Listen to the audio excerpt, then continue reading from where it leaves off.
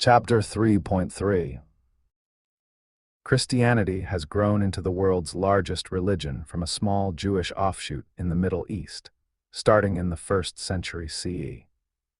Now broken into multiple religions and sects, they are all focused on Jesus, who their holy book says lived in what is now Israel, performed miracles, was crucified, died, and was resurrected.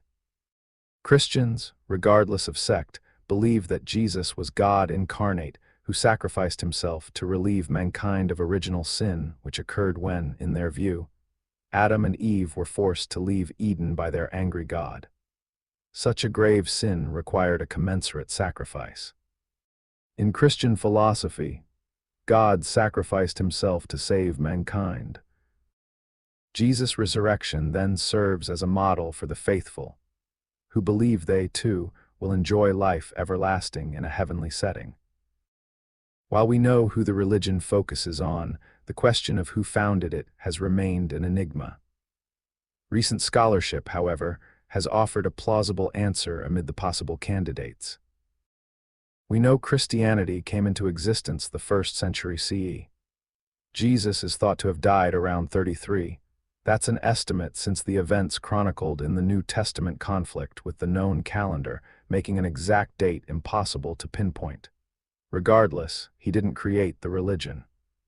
He was born into a Jewish family and died in that faith. In the 4th century, Eusebius, the first historian of the religion, identified the first 15 church leaders as Jewish. Christianity separated from Judaism in the 90s, when Jewish rabbis added unacceptable prayers into the text. For the apostates let there be no hope, and uproot the kingdom of arrogance speedily and in our days. May the Nazarenes and the sectarians perish as in a moment. Let them be blotted out of the, and not be written together with the righteous. You are praised, O Lord, who subdues the arrogant. Nazarenes refers to the original Jewish sect that had ties back to the Old Testament, where the prophet Samuel and strongman Samson are given that designation as persons who dedicated themselves to God. They apparently did not cut their hair, for example, believing any aspect of their bodies belonged to God. At one time, the Nazarenes were considered founders of the religion. That is not likely. The Nazarenes at the time of Jesus were scornfully called Ebionites, poor ones, because of their desire to give away their earthly belongings since they thought the world was ending. Later, after Christianity was established, they were labeled Jewish Christians, although they did not believe that Jesus was God incarnate or that Mary had a virgin birth. With that belief, they could not have founded Christianity. Besides, to them, their leader James was the pious one. Known as James the Just, he was eventually killed in 62, as described by the Jewish historian Josephus. And now Caesar Nero, upon hearing the death of Festus, sent Albinus into Judea as procurator. But the king deprived Joseph of the high priesthood and bestowed the succession to that dignity on the son of Ananus, who was also himself called Ananus. Now the report goes that this eldest Ananus proved a most fortunate man, for he had 5 sons who had all performed the office of a high priest to God, and who had himself enjoyed that dignity a long time formerly, which had never happened to any other of our high priests. But this younger Ananus, who, as we have told you already, took the high priesthood, was a bold man in his temper and very insolent. He was also of the sect of the Sadducees, who are very rigid in judging offenders, above all the rest of the Jews, as we have already observed. When, therefore, Ananus was of this disposition, he thought he had now a proper opportunity to exercise his authority. Festus was now dead, and Albinus was but upon the road. So he assembled the Sanhedrin of judges and brought before them the brother of Jesus, who was called Christ, authors italics, see explanation below, whose name was James, and some others, or some of his companions. And when he had formed an accusation against them as breakers of the law, he delivered them to be stoned. But as for those who seemed the most equitable of the citizens, and such as were the most uneasy at the breach of the laws, they disliked what was done. They also sent to the king Agrippa, desiring him to send to Ananus that he should act so no more, for that what he had already done was not to be justified. Nay, some of them went also to meet Albinus, as he was upon his journey from Alexandria, and informed him that it was not lawful for Ananus to assemble a Sanhedrin without his consent. 24. Whereupon Albinus complied with what they said and wrote in anger to Ananus, and threatened that he would bring him to punishment for what he had done. On which King Agrippa took the high priesthood from him, when he had ruled but 3 months, and made Jesus, the son of Damnius, high priest. The Antiquities of the Jews. 29. Josephus wrote that the subsequent war against the Romans and the destruction of Jerusalem was partially due to the unjust killing of James. The authenticity of the mention of James as the brother of Jesus, who is called the Christ, has convulsed religious historians. It is most likely an insertion by Christian writers. Josephus did not mention the word Christ prior to this section or in any other place in his many books. Since he was writing for a Roman audience, he would have had to explain the term. Moreover, it's unnecessary information since it doesn't matter who James is the brother of. Finally, in 62, Jesus was still unknown and not called Christ by anyone.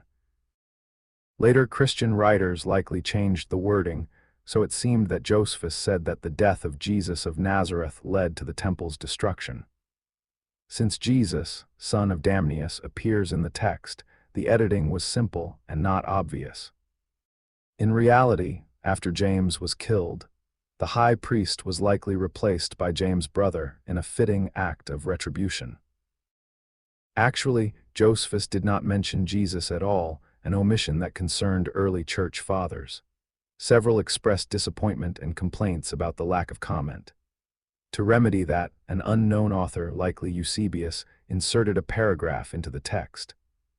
Eusebius is the probable source, since he claimed to have found this paragraph in Josephus' history in the 4th century. No one had noticed it before, although Josephus' works were well known. 63. Now, there was about this time Jesus, a wise man, if it be lawful to call him a man, for he was a doer of wonderful works, a teacher of such men as receive the truth with pleasure. He drew over to him both many of the Jews and many of the Gentiles. He was the Christ.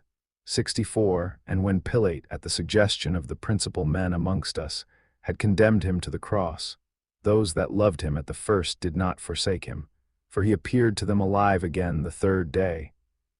As the divine prophets had foretold these and 10,000 other wonderful things concerning him, and the tribe of Christians, so named from him, are not extinct at this day. The Antiquities of the Jews. 18:3, 63-64. The only scholars who defend the authenticity of the text are Christian apologists.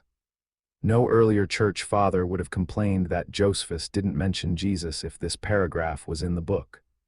Moreover, the paragraph contains words, such as Christian, that were unknown in Josephus' time. If the Nazarenes did not start the religion, maybe Paul did. He is an early apostle of Jesus who traveled around the Mediterranean to set up small colonies of believers to await Jesus' return. Considering his missionary zeal, Paul has been identified as the source of Christianity by many historians.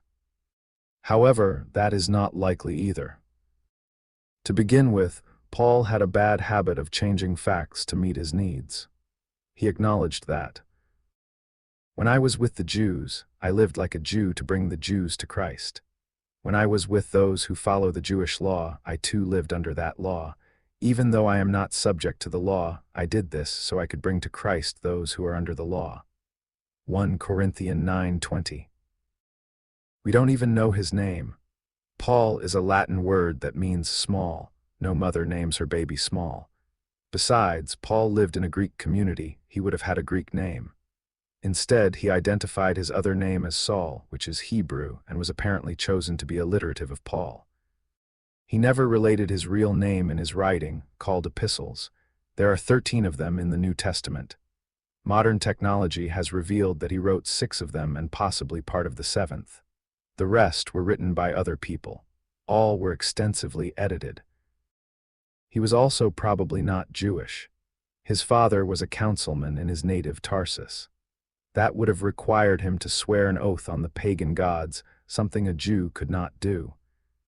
Most likely, Paul was a God-fearer, the name given to individuals raised with Jewish laws and ethics, but who did not fully convert by undergoing circumcision. The Ebionites did not like Paul and said he was not circumcised.